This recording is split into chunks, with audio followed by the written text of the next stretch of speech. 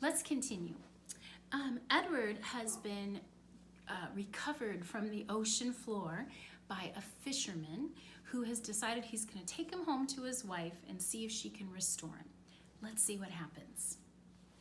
On land, the old fisherman stopped to light a pipe, and then with the pipe clenched between his teeth, he walked home, carrying Edward atop his left shoulder as if he were a conquering hero.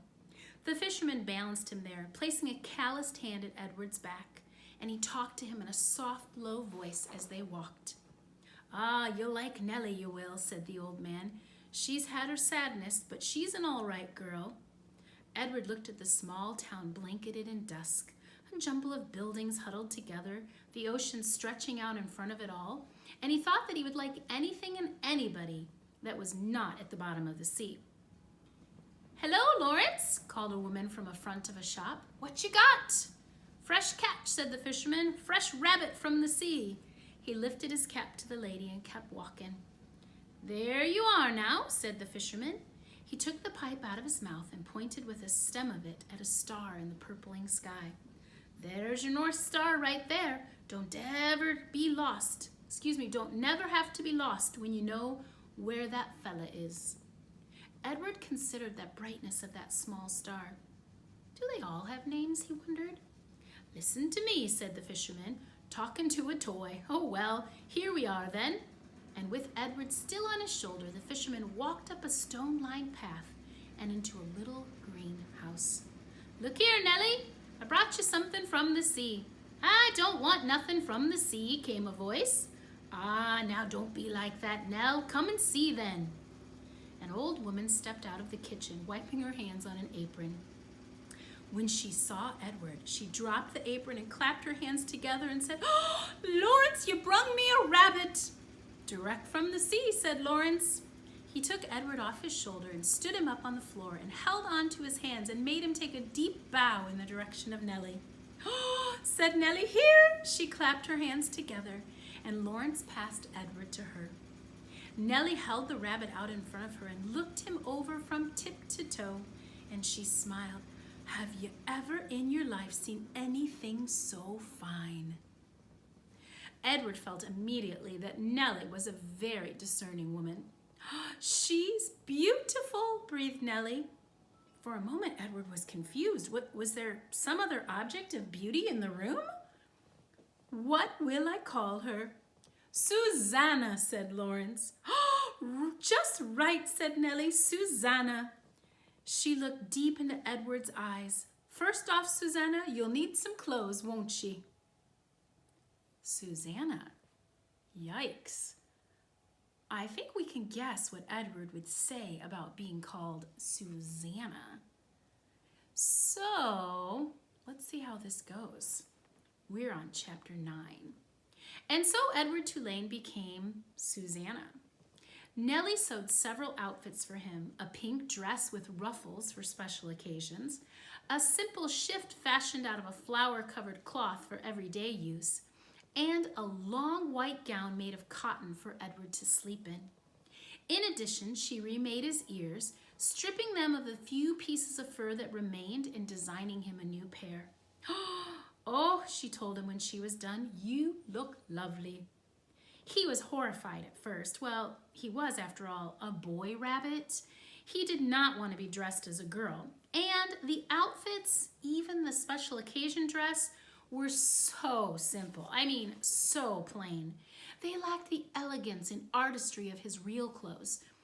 But then Edward remembered lying on the ocean floor with the muck in his face, the stars so far away, and he said to himself, "What difference does it really make?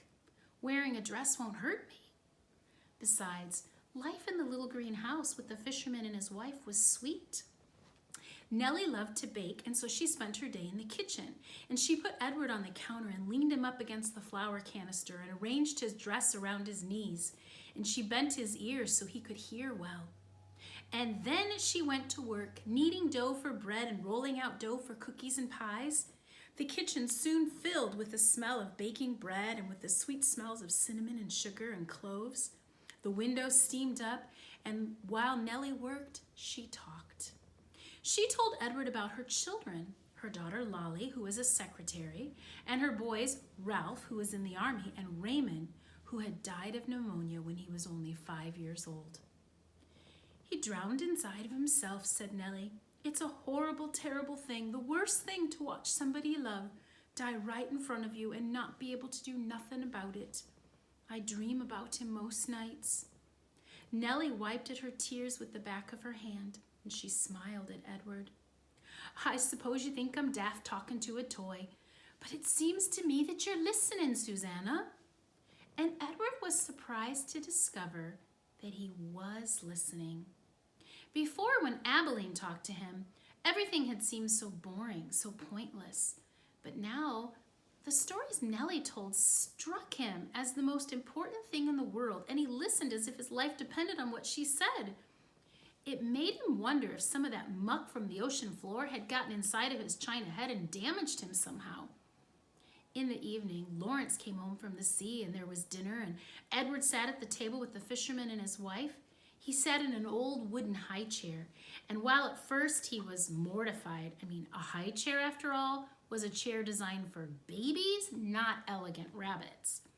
But he soon became used to it. He liked being up so high and looking out over the table instead of staring at the tablecloth as he had in the Tulane household. He liked feeling like a part of things. And every night after dinner, Lawrence said that he thought he'd go out and get some fresh air and that maybe Susanna would like to come with him. And he placed Edward on his shoulder as he had that first night when he walked him through town, bringing him home to Nellie. And they went outside, and Lawrence lit his pipe and held Edward there on his shoulder. And if the night was clear, Lawrence said the names of the constellations one at a time. Andromeda, Pegasus, pointing at them with the stem of his pipe. Edward loved looking up at the stars, and he loved the sounds of the constellation names. They were sweet in his ears. Sometimes, though, staring up at that night sky, Edward remembered Pellegrina. He saw again her dark and glowing eyes, and a chill would go through him. Warthogs, he would think. But Nellie, before she put him to bed each night, sang Edward a lullaby, a song about a mockingbird that did not sing and a diamond ring that would not shine, and the sound of Nellie's voice soothed the rabbit, and he forgot about Pellegrina. And life for a very long time was sweet. And then Lawrence and Nellie's daughter came for a visit. I think we can see that Edward has changed. He no longer seems to be conceited and selfish. He's all of a sudden become interested in those around him. Why do you think that is?